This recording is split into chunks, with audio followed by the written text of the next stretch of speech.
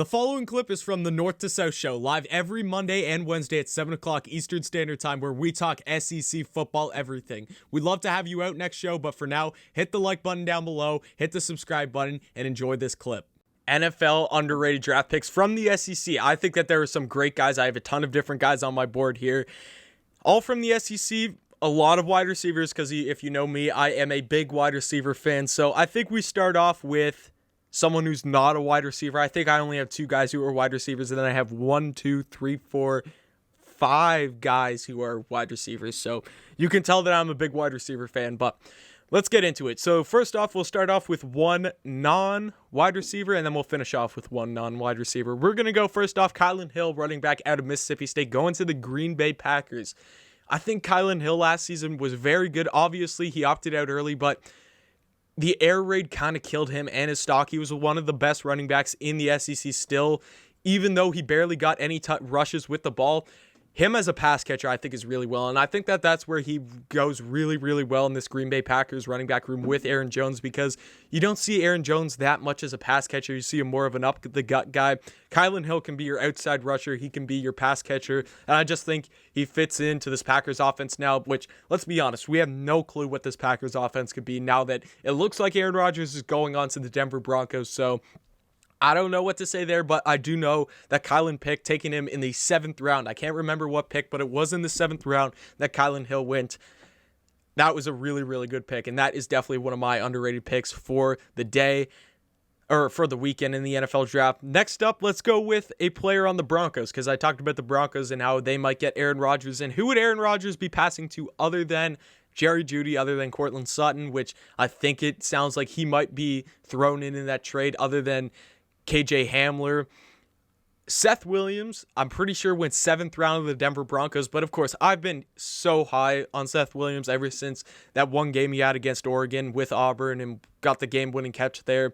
Seth Williams, I think, just has great ball skills, and you're putting him on an already stacked wide receiver room in Denver, but I think he just grows and learns a lot from the guys you have in that locker room, and there's just so much talent around there, and I just think you had another great guy in Seth Williams who's just really good with his ball skills. He's definitely a guy that you can find on third downs and rely on him to catch the ball. Seth Williams, great catcher in contested catching. Seth Williams, again, one of my definitely more underrated picks of the whole weekend. Let's talk about a Canadian that went in the 3rd round to the Los Angeles Chargers. Let's talk Josh Palmer from the University of Tennessee going to the Los Angeles Chargers. Now you look at the Chargers wide receiver room, I think of Keenan Allen, and I think of Mike Williams out of Clemson.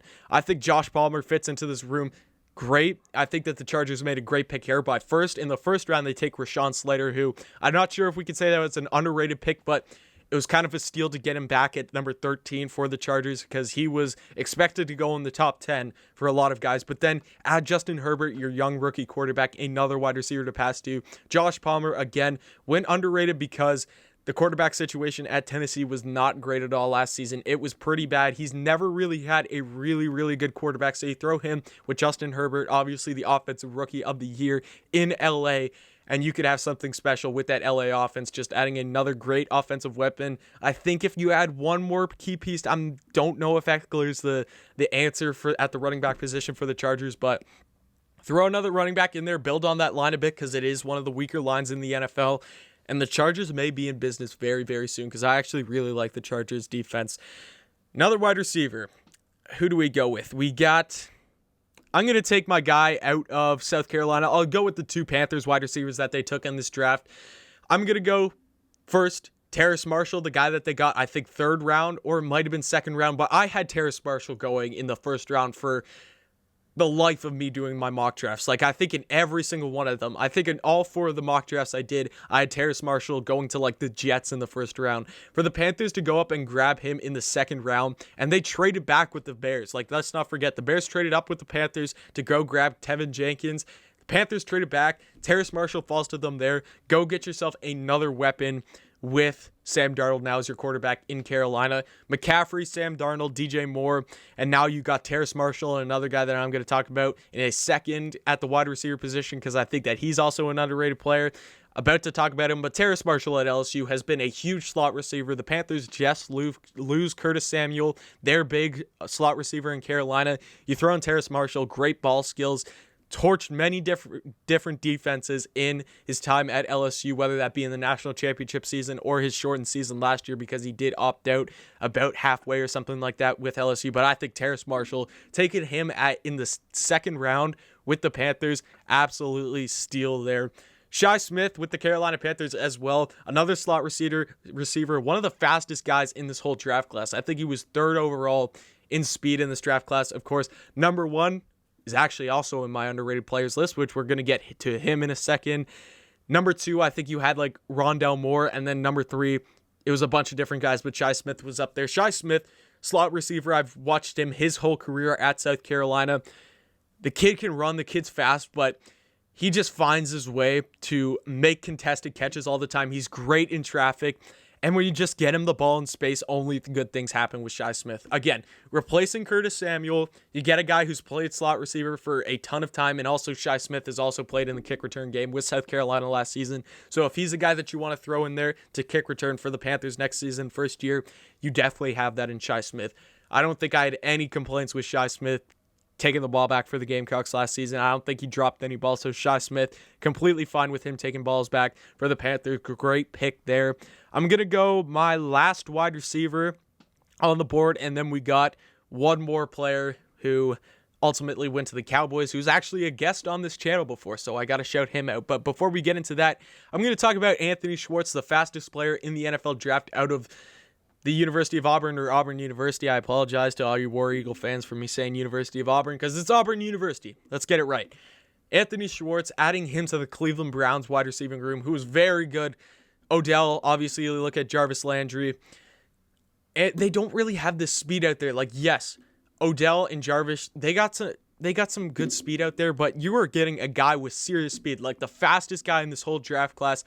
Anthony Schwartz, I don't think is the greatest with his hands, but you just work on getting this guy into space. Again, you're looking at a real Tyreek Hill kind of guy. Just get him open in space or let him run down the field. He'll be open somewhere. Just get it to him, and only good things can happen when you find Anthony Schwartz in space down the field. And I'm going to finish up with, obviously, a guest that we've had on this channel before.